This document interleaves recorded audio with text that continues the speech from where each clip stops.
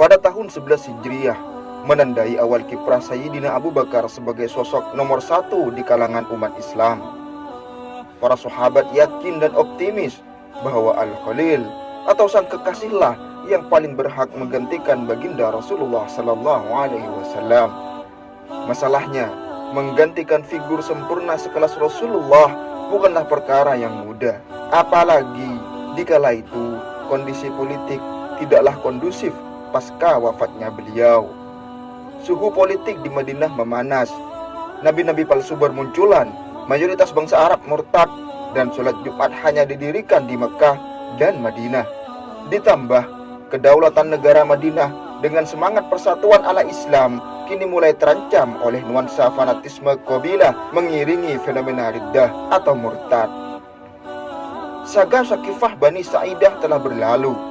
Begitu pula beberapa problem terkait perawatan jenazah baginda Rasul, tempat pemakaman beliau, dan sedikit riak seputar harta warisan. Semuanya bisa diredam dan diatasi oleh sang khalifah pertama, Sayyidina Abu Bakar As-Siddiq. Usai meredakan ketegangan di dalam kota Madinah, saatnya mengatasi masalah-masalah lain yang telah menunggu di luar.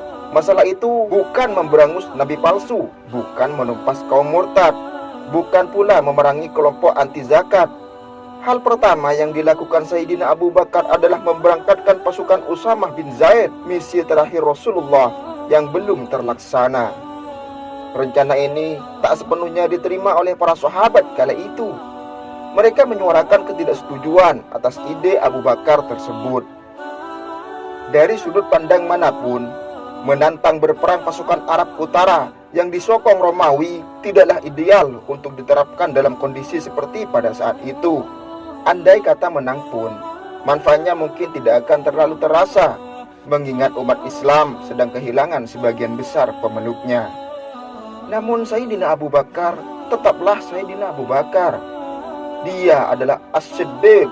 Hatinya tak kuasa untuk menggagalkan sebuah rencana yang ia yakini sebagai keinginan sang baginda Rasulullah Sallallahu Alaihi Wasallam. Maka terlontarlah kata-kata yang melegenda ini.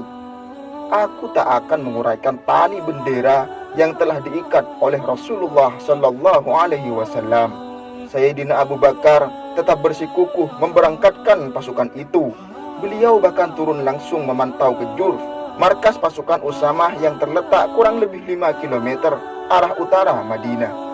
Di Jurf, Sayyidina Abu Bakar sendiri yang mengantar keberangkatan pasukan tersebut.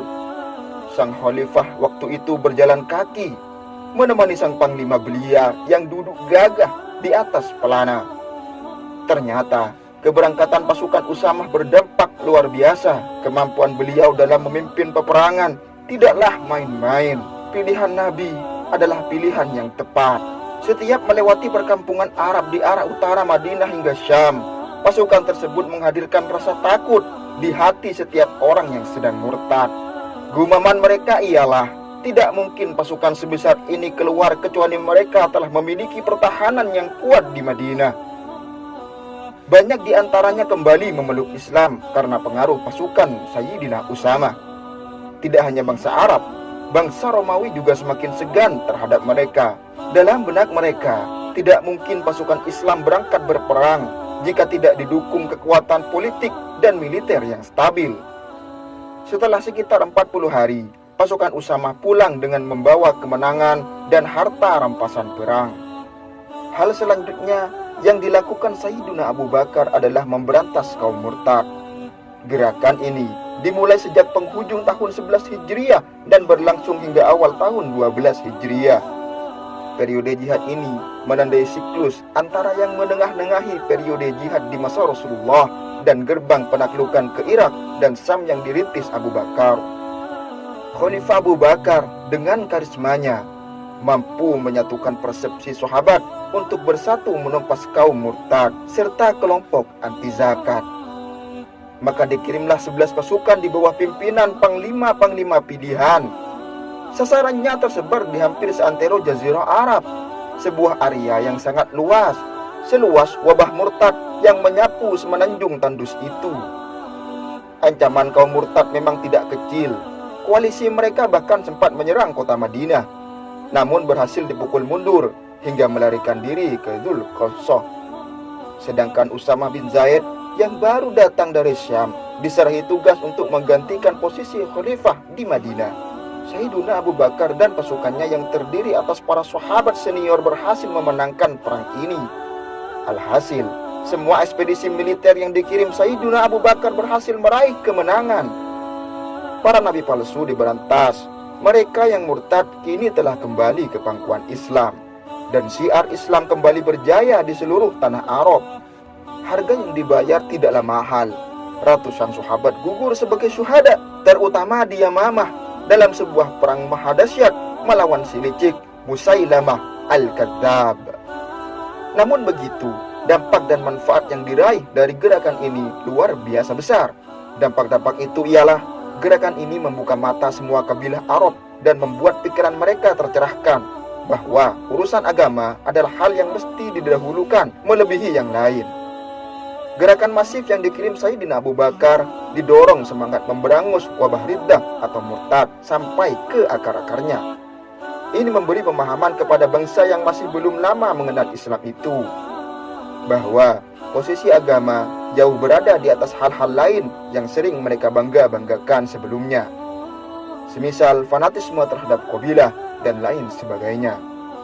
Gerakan ini juga merupakan gerakan militer terbesar yang menjangkau semua kawasan di Jazirah Arab dan melibatkan hampir semua kabilah dan suku-suku Arab.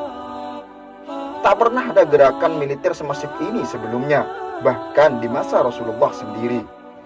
Operasi militer pada periode Nabawi sekalipun berjumlah 80 kali operasi dalam kurun waktu 10 tahun. Dan itu pun selalu terjadi dalam lingkup yang lebih kecil. Namun hal ini secara tidak langsung menjadi proses pendidikan militer secara alami bagi para pahlawan Islam. Gerakan menumpas kaum murtad telah melahirkan banyak pahlawan dan pasukan baru yang tangguh dan terlatih. Sebuah keuntungan besar karena sebentar lagi mereka akan menantang dua penguasa dunia, Romawi dan Persia. Kemenangan dalam gerakan menumpas kaum murtad dan kelompok anti zakat menghadirkan kepercayaan diri dalam internal umat Islam.